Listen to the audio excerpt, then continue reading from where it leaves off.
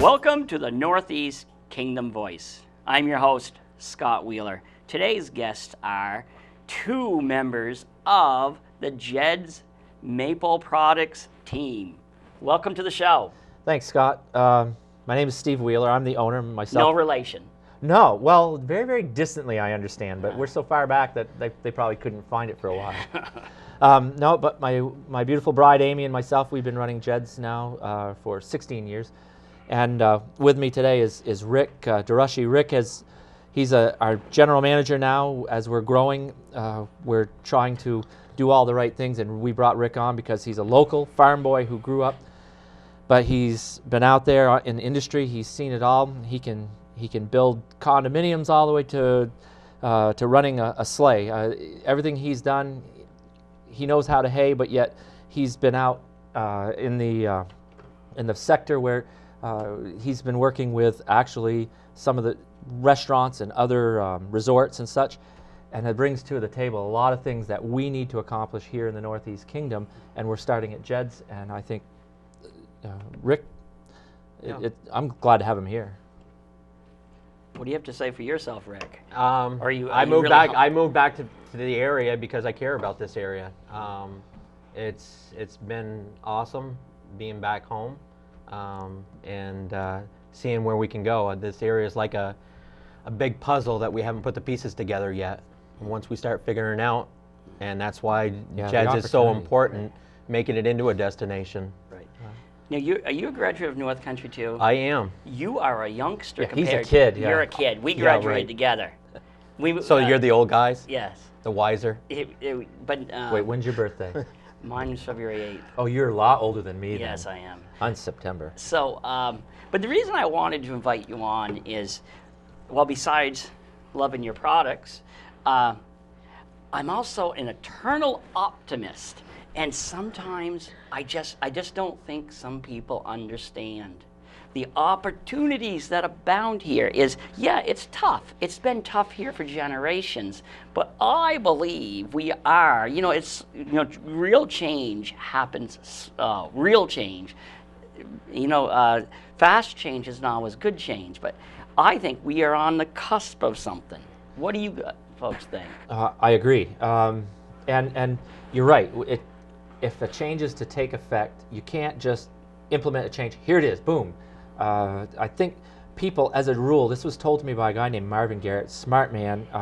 He said, if you want to accomplish change, to affect something, picture the population as like a hydraulic door. You don't just push the door open. It doesn't just whip open. You lean on it with how you're trying to move forward, and the door will open for you. So we said, okay, there's a lot of opportunity in the kingdom, and we'll put all the right pieces together, and then we'll lean on the door, and we will accomplish positive things for the kingdom, and we're going to start with us. Right.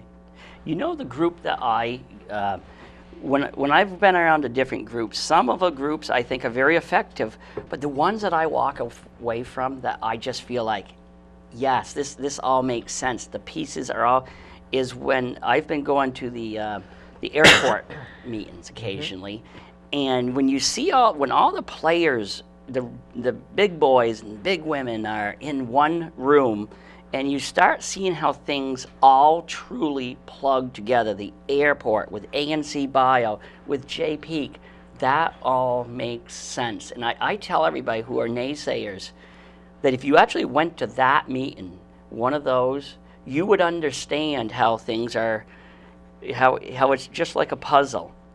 And I believe that each piece is slowly starting to come together. I totally believe that.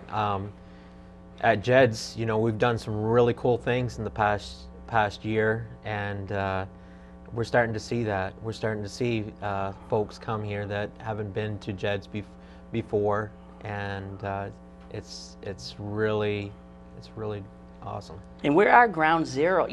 What people need to understand too is we who grew up here and who live here, sometimes we don't see the wonders of it, but almost, certainly not a month goes by, doesn't go by without me being contacted by a media outlet, not to necessarily interview me, but to find people to interview. It's like NBC out of Washington, D.C. is going to be up here next week.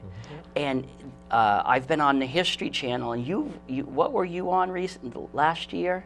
Oh, we made it to, it's actually quite a list, but I guess Meet the Press was the biggest one. Right. And so there's so much interest in this region. And I think sometimes we who, have spent most of our lives here, sometimes we fail to see just how great it is. I look at it this way, that actions speak louder than words, and that's what we're doing for the area, is we're acting on it and just not talking about it. Because you can talk things and talk and never get anywhere. At 100%. Yeah. And there's so many businesses that understand that too. Yeah. Here's the thing. If all of us put forth a concerted effort, we can all kind of butterfly in together. Everything comes together, and that's why sometimes you just have to lead by example. You just say, "Here's what we're going to do," and other ones say, "Well, they're doing it, and that's what we've been thinking about too, and that's what we've been thinking about too." And all of a sudden, these other businesses are going to start. Everything will start to fit together, and we're seeing that. Other companies are coming to us saying, that's exactly what we're trying to accomplish. How can we, do and we're doing things as companies together, using products behind the scenes at wholesale. We're selling at wholesale to this place so they can do a special at their place. And it's just, these are the kind of things that have to work. Rick was big on that when he first came on board. He showed me this. Really, it looked rather complicated at first, but it was quite simple and elegant. You had that chart. It's like, here's where you are, and here's all the other companies that we can connect with. And it's a wheel in motion. It was a wheel in motion that I did. Right. Business to business relations and how each one can connect. Right. And building this as a community. Instead of making this about an organization, let's build it about, this area about a community. This is about everybody. Right. And I think it's great that businesses are working together. It's like, for example, you and I interconnect with our businesses, and then I know one of the people you support is also Coventry Falls Alpacas, who are we are big supporters of them. And I think because I think sometimes there's too much, there has been in the past of people being a little bit too territorial. Yeah, there's no room for that anymore. No, it's a very big world. The internet has really shrunken the size of the world. It's big, but it's small. We're now interconnecting with a lot of these other companies, but I don't want to make this. I don't want to leave this thought that we're the only guys doing something, and oh boy, because we're not nearly so vain as that. There's a lot of companies who've been doing stuff before. It's just, when did our path meet theirs? When did or when will it yet? Right. So there are whether it's Dina Gray at the east side. Yeah. There's so many people doing the right thing, and I just see so much positive. Yeah, I love what she's doing. Jeds, what is Jeds? Because I know you started just with a little sugar bush. It really was. It's talk about humble beginnings. Years ago, I grew up sugaring with my family. We're very generational. My grandmother, as a little girl, I tell a lot of people this. My grandmother's a little girl. Used to go watch her grandfather make maple syrup, and of course, back then, everybody made maple syrup because it was just one of the things you did for a staple for your household, and it was in my family. And I said, "Boy, I'm going to go chase after the corporate ladder," and I left the area. I met my beautiful bride at college, and we both went up the corporate ladder. And when we decided we'd had enough of the corporate life, we wanted to get back to Vermont, that's where our roots were, our family, was, and we just picked up and came back home. And I said to Amy, "Boy, it'd be really nice to have 50 taps in the backyard," and it kind of that went awry a little bit, but we started that maple business. So 16 years ago, we started a little maple business with a little 3-foot evaporator, 3 by 12 evaporator, and we had 1,000, not even 1,000 trees at first, and and that just tumbled. It grew, but I still remember our first open house. It was before Vermont did the Maple Open House weekend. We did our own. We said, we're going to have an annual one, and we're going to throw a little sugar on snow party for all our neighbors. We sent out little invitations to all of our neighbors, and they came over, and we had a great little time. And I think there's probably only 30, 40 people there. And through the years, of course, we've grown. We started making all kinds of maple products. I mean, you know the history, but everyone else probably doesn't. But you know, we started maple candy, maple cream. We even did a foray into lollipops and hard candy and maple cotton candy, and now we're doing gift baskets, and it's so much more now. It's really grown. You know, we have a catalog. We have a catalog. We do wholesale, retail, even a little bit of bulk work, and now we have over 60. Well, I don't even know how many, 60-something products. I know one of my kids used your little maple bottles for wedding favors. For wedding favor, absolutely. Yeah. I will tell you though, when your wife showed them to me after she'd ordered them, I said, "Oh, you spelled the name incorrectly," and it was like her face dropped just for a moment. I said, "Nah, not really." Don't do that. No, you want to freak us out. Is like we're pretty meticulous about making sure the orders come out exactly the way, especially on a wedding. Right. It's got to be the way the bride and the groom want it. And for the first time, we almost, and everybody's human. We almost messed up. We printed on the wrong color ribbon. We actually print on ribbon, and we did it on the wrong color ribbon, and we sent it to the bride and groom, and the mother of the bride said, "Whoa, it's wrong color." So we printed all new that night, all new ribbons, and drove them down to the bride and groom and left at 8 o'clock on their doorstep, so that it could be rectified in time. And they were actually able to use the other ribbons to tie onto a different wedding favor, so it worked out really well for everybody. But we're human, and we still. Yeah, that's it. What is your best foot forward, right? And Rick, you bring a little bit of a business background as far as in your family. Your father. Yeah, I grew up on a dairy farm. Now it's Mrs. Coy Valley Arabians, and they're doing some really great stuff with us. I'm also a photographer, so that's really cool. And the name of your company is? I have this calendar right here. Absolutely gorgeous. Of the Northeast Kingdom. What's really cool is I look at all the possibilities. I guess driving around the Northeast Kingdom, I see all the possibilities. We tend to drive by and miss a lot of things, and I try to capture that and say, hey, it's right here. We just got to start fitting these things together. I don't want to interrupt you, but do you ever drive with him? This is what it's like. You're going along, all of a sudden the window goes down. I don't care if it's 20 below. The window goes down. It's like he's flitting off pictures. Wait, stop right here. But no, it's. I just don't want to miss something that's really special. This area is nooks and crannies and everywhere. We've all grown up in this area. A lot of us are starting to move back that have gone out in the world. Steve moved back, I moved back. There's a bunch of my friends that are moving back to the area. It's home. It's home, and they see the possibilities. I think that's it. People, and I think I was recently told that there really should be more even emphasis in schools about the positive, because so much, I think so many people grow up, whether it's their families or even in education, that this is a hard place to make a living. Well, it might be a hard place to make a living, but you can do it. And you have to kind of, as that thing goes, you have to think outside the box sometimes. You have to find something that other people aren't doing sometimes, or maybe doing it better. It's true. And I think that's kind of where if you, for 1 second, bringing it back to Jeds, I mean, it's kind of what we've done.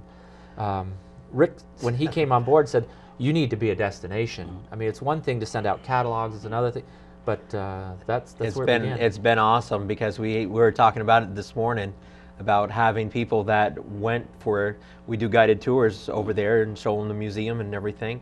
And they're coming back, during the Christmas time to get packages, because we put it into their mind that it was just an unreal place. Well, that's it. See, I guess you got to take a step backwards here. The actual sugar house that when I was 6 years old, I was allowed to go in the sugar house and help. I say help, but at that age you're playing in the wood pile, and Dad says, "Hey, I need some more wood," so you fill up the wood rack, and then you're back to playing. But that sugar house is actually on our property. So we actually renovated. Rick came through, and because I said he had a construction background, he helped us bring it back to a watertight, beautiful building, and we put in a little evaporator, just like the one that was there when I was a kid. And now when I step in there, it's like going back in time. And it's a museum, and it's a working museum. Actually, during Maple Open House weekend, if you come, you can actually see that evaporator still boiling. And we have a lot of neat artifacts, a lot of stuff. People have donated some stuff. We bought some stuff. It's a wonderful little authentic museum of our family sugaring. And that is, we give a guided tour to show them how we used to do it, because now we make maple syrup using steam, and that's a very different way. I think we're the only guys in the Northeast Kingdom right now that I'm aware of make syrup by high pressure steam. And we also burn veggie oil, which is environmentally super sound. I mean, we're no more of the hydrocarbons to the atmosphere. And so we show them how it was, how we are now, and we taste syrup, we taste specialty foods. We open up jars, give them a taste of maple balsamic vinaigrette or our bourbon infused maple syrup, which is just awesome. And we make friends. And if the theory is, and Rick and I, this was our talk this morning when we were having this conversation, if we just focus on making friends, business will take care of itself. And they're coming, it's coming home already, and that's fine. That's all we'll do, is keep trying to make friends. And I do think that, Scott, that with JP, there's possibilities there. They're doing the airport, great things at the airport. They're going to bring people here, then they'll, what else is there to do in the area? Instead of sending them to Burlington, hey, we've got it right here in the Northeast Kingdom. A lot of people say there's nothing to do here. Well, I say bunk. I believe there's a lot to do. It isn't the same as going to, say, Disney World. It's different. But I find myself constantly on the go. But here's the one thing I do find, that because of the wide range of advertising potential, whether it be newspapers, whether it be TV, whether it be the internet, that sometimes I find it harder to reach the local market, because people don't read the newspapers are now dying. And I hate to say it, because I have a love for newspapers, but if you're younger than us, you're on to the next thing. You don't usually read newspapers anymore. Right, electronic. If you do, it's electronic. It's what's, you can learn more about what's going on in the news. Most people just flip to Facebook and see what's going on, and if there's some current event, it's going to be talked about right away. And some people say that's close enough for me now. You're right. I don't think people open the Chronicle or the Daily and say, "Geez, what's going on these days?" It used to be easy to advertise locally, because everybody read the paper, particularly the Chronicle, and that's my old alma mater. Learned everything I know, so I find that a lot of people have these great ideas, but then marketing that idea is a totally different thing. Now, I think it was great when you hired Rick. I'll tell you why. Is the reason is sometimes you need an outsider. I tell my wife all the time, I can make you a millionaire. But the thing is, it's hard to give yourself the same advice, because you need an outsider sometimes. And like, you probably had some times where you thought, what the heck is this clown telling me? There had to have been times that you disagreed. Well, I don't say disagreed, but I'll tell you what, Rick is not one. You got to understand, this is how Rick works. He doesn't just say, here's what we want to do. He says, here's what I want you to do, but look at this. And he puts in my face a video, and I'm watching this place called Cherry Republic, and it's like, these guys made a whole world out of cherries out in Michigan. And I was like, holy smokes. If you can do that out of cherries, which is a wonderful fruit, but I think maple syrup is more special, and it's certainly, it could completely be more. And I mean, these are just things he keeps showing. Here's what we want to do, and then he shows me support. Well, it's just because you always question, small business, I always question, are we doing the right thing? And in the past year, what we have done, have accomplished is leaps and bounds. And I'm like, hang on, it's gonna, we're gonna go, and we're gonna do this, and you know, it's moving at high speeds. It's like setting yourself on the runway, and we're setting there right now, and we're looking down the runway, and we're starting to move forward now and pick up speed. And that's, you just have to have a bit of blind faith too. I mean, the things we're putting in, we've updated packaging. I mean, talk about drop dead gorgeous for the holidays. Seeing as it's holidays anyway, I mean, maple candy inside the slider, what a gorgeous gift. We didn't have this 3 years ago. We didn't have this 2 years ago. We have it now. Samplers, I'm just, Yep. it's okay. I Yeah, mean, sure. I know I for could- all of our I- radio friends, they're going, what is this slider? Well, now you gotta go online and I check. could go for one of your cookies though. Oh, yeah, well, you know, I was gonna talk about the sampler because, I mean, we have all 4 grades here that you can taste them all and in quantity enough so you can. But we did, Rick says we need, if you're gonna be a destination, you need something to be a destination for. So I'm gonna give you a cookie. Yep. We have maple cookies, we do maple donuts, so that, and every day has a, you know, so that Friday is donut day and Tuesday's cookie day, and you know, we've got all kinds of things that if you put on your schedule, if I'm going to stop in, we now have maple kettle corn, and maple cotton candy's always been a staple, but the kettle corn is, as we were setting up, you know, one of your guys came over and said, "Holy smokes!" He said, "I love this stuff." That's, Right. Well, We only have about 10 more minutes left. If you could go into the future, what do you think this area is going to look like in 5 years? I don't think 5's big enough. I think 10. 10. 10. Yep, Rick, I do. I think Rick has a better vision of what's happening. He's got his finger on what's going on in Newport and Derby. What do you think? I just want to see, you know, all the great things that people have worked hard for come to, you know, just to see what Newport can be. You know, that's what I look at. I look at Newport as a blank canvas, and what could we do to make it even better? You know, I look at going up to Maine. You go up to Freeport, Maine. Yes, it's a different, and Newport has to be its own, you know, city. The good thing is we don't have to have Main Street. There's side streets there that we can use for shops. You know, there's all these possibilities that I look at. But in the next 10 years, Main Street of Newport will be populated, okay? And there'll be some really neat destination other than, you know, just, I mean, we're trying to be a destination, but I'm saying right in Newport. Derby will have grown quite a bit. You're going to see a lot of the more restaurants and such. I mean, you've seen Walmart coming in now. You're going to see some of the gas stations will probably be flourishing. You'll see an influx of people. I mean, this is just off the top of my head, but I think every time there's opportunity, there's always an entrepreneur who will fill in the void eventually. So I think you're going to see probably an up-and-coming cidery come into the area, kind of like a la Cold Hollow, except Right. Smaller version, I think.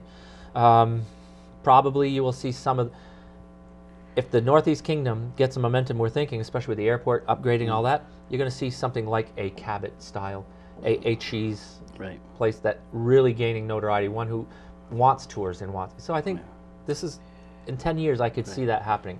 Not shorter than that, though. I mean, it takes time to evolve. And I see that with the airport. You know, why do people, you know, want to come here? It's the way of life.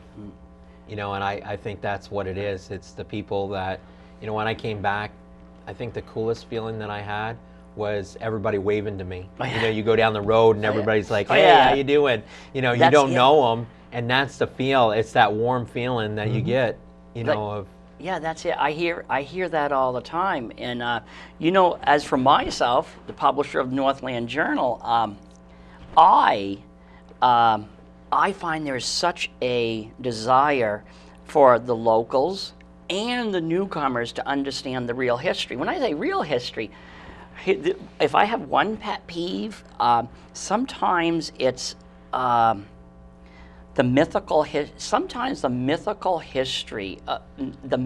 history makes it tough for us to move forward, because, like, for example, I will tell you, the mythical history of Newport, if the future can never be as bright as the myth of Newport. Newport, the real Newport, was always a hard community, and I don't mean that negative.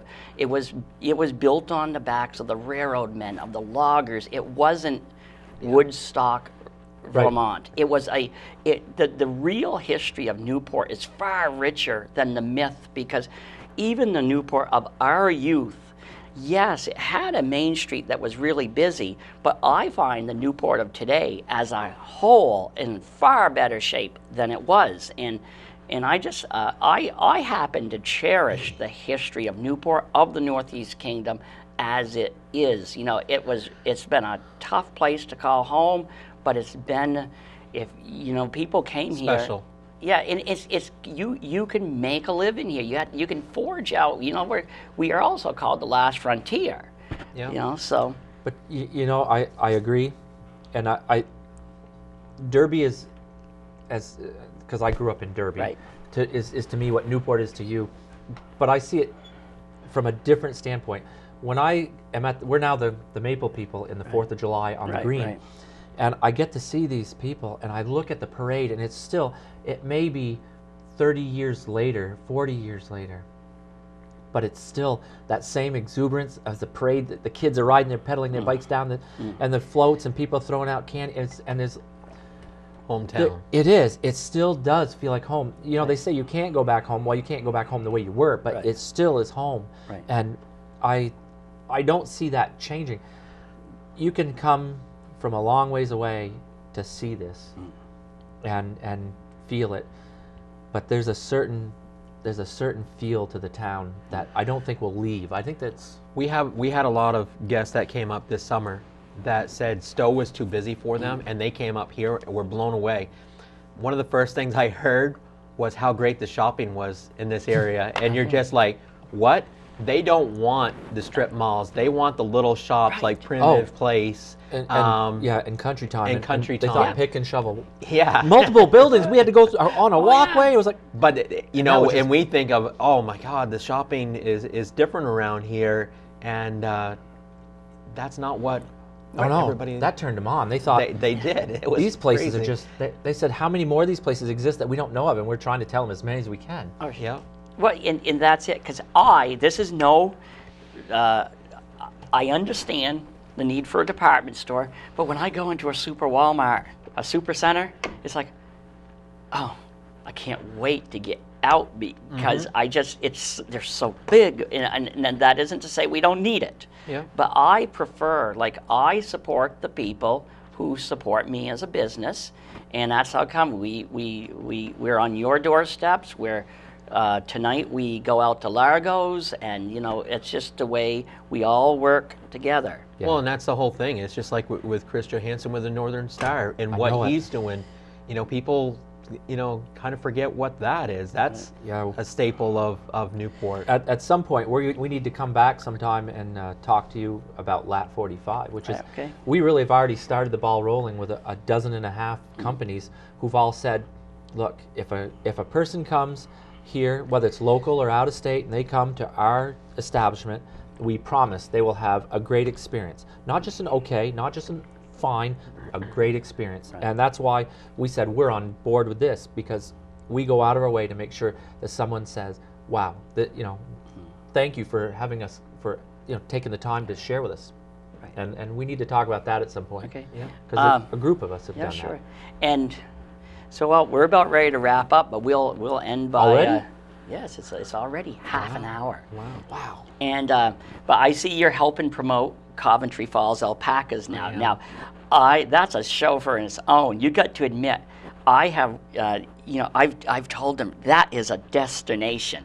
That is such a destination, and I don't think they really understood. I told Mary that the other night when I was talking with her.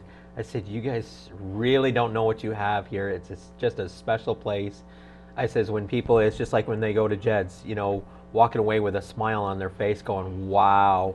You go to, over didn't at see that Mary's, coming. at Mary's, they're just like, wow. And the education that Right. she, educating. Right. She'll tell you, I can give a tour now. I have never owned an alpaca, but I have been there so many times dragging friends and family there. She said that I can give a tour, and it's almost like I know what I'm doing. Yeah, it is a really The special camels place. are a nice touch. Oh, too. yeah. Oh, the camels. Yeah, they're... Yeah, Tojo. Yeah, but the thing is I tell people, what is Jesse and Fred Webster, Jesse the Camel, and Jesse the Camel and Fred Webster have in common? What's that? They have both been on reality TV shows. Yep. He was on American Pickers, Yeah. and Jesse arrived by Shipping Wars. Yep. Really? Yeah, Yes. I've written about Yep. it. Yep. So we have two Coventry. How did I miss that? We have two Coventry celebrities, Fred Webster Yep. and Jesse the Camel, and that's been one of my shots. I've been telling Fred I want to get a photo of the two of them. the two of them together. Right. Yep. Okay. Thanks for coming on, and because my pleasure. I think you guys are doing a great job, and I think we need to have a lot more of this positive stuff, because sometimes I get accused of looking through the world through rose-colored glasses, because you know what, pessimism has never gotten me anywhere. Well, I don't think it will either, but we just want to invite people to come over during the holidays too. I mean, that's a huge piece for us is. And you're continuing to located grow. at? On 259 Derby Pond Road, on the backside of Derby Pond. So even if you didn't get the address, if you know where Derby Pond is, there's only one backside of Derby Pond, and we're on that road. And your website is? www.jedsmaple.com. Okay, thank you both for coming on. Thanks for the invite. Thank Appreciate you. it. Right. And thank you to the viewers for tuning in to another segment of the Northeast Kingdom Voice.